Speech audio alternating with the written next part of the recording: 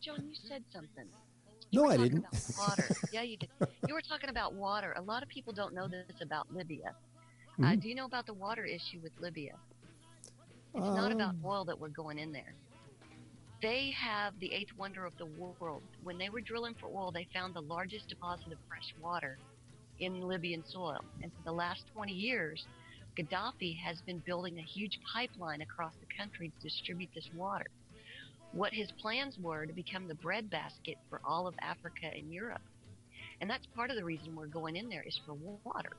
Right, because the Sahara, if you could actually get um, green matter, if you get plant life to catch and to hold there in the desert, that actually is a great uh, region, for agrarian purposes. You've got peak sun there, and it's just a matter of constraining the desert sands so that the things will grow, and with the water, and you're right, it's quadrillions of gallons that exist under the Sahara there, and it's deep. It's down there deep, but it's a huge aquifer, and Libya is one of those places where you can actually get to it, and tapping that aquifer and the ability to use that for agrarian purposes is huge, especially for the continent of Africa. It's a huge thing, and when you're thinking about the long term, when you're thinking about things like how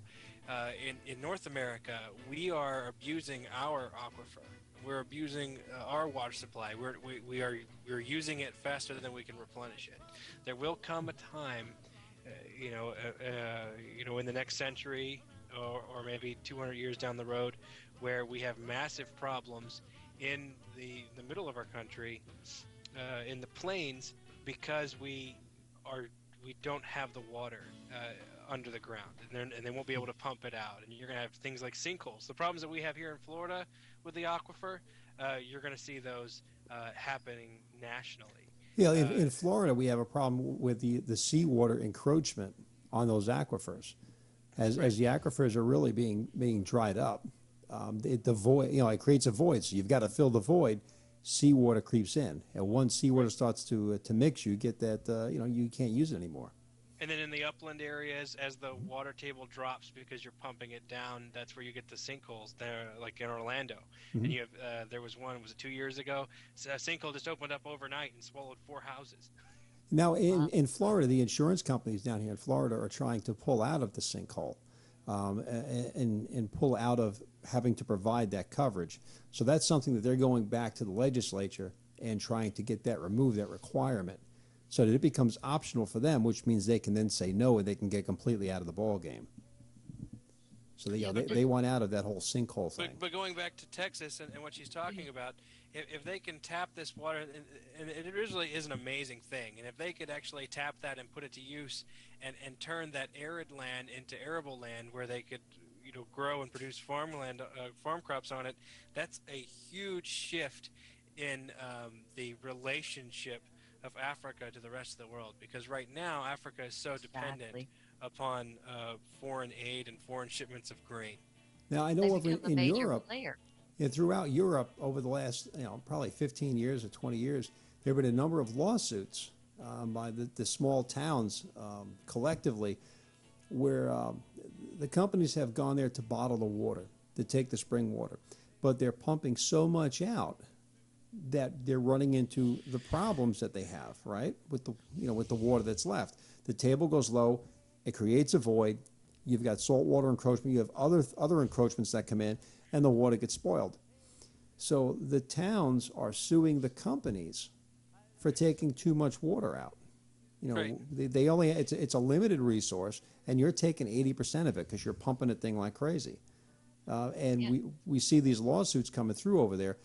Up until this point, they've all been thrown out. But I think now they're starting to get some traction because now you can't just ignore the problem. You're starting to see it. And here in America, Here. we've seen out in the West, out by Texas, out in your area, where corporations have gone out there and they've bought the rights, the water rights.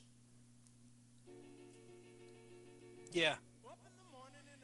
No, but the this is part of that whole bigger ideological issue between the idea that resources can be commonly owned, collectively owned, or that the private property rights are given for these resources. And this is where we have to make a stand and say, yes, people can have private property rights, but you can't have a private ownership of a common item. It's something like an aquifer, which is not, just under one person's house. It's under everybody's house. That's a common item. Well, the same A thing with fishery an oil is reserve. a common item. Yeah, same thing with the oil reserve. So, and you have to set up the systems that will best manage these for the long term. And,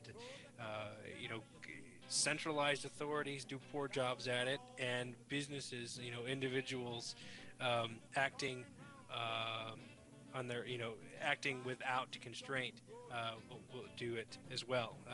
If these companies, if those lawsuits weren't thrown out, then there would be some pause by these corporations, and they wouldn't be pumping as much. They'd be more sustainable in their activities. But because the legal system is not allowing the marketplace to operate with these challenges, you see that the corporations are just going to abuse really the privileges, not rights, but the privileges that the government has afforded them. Yeah, you're absolutely right. Like I say, you give them an inch, they'll take a mile.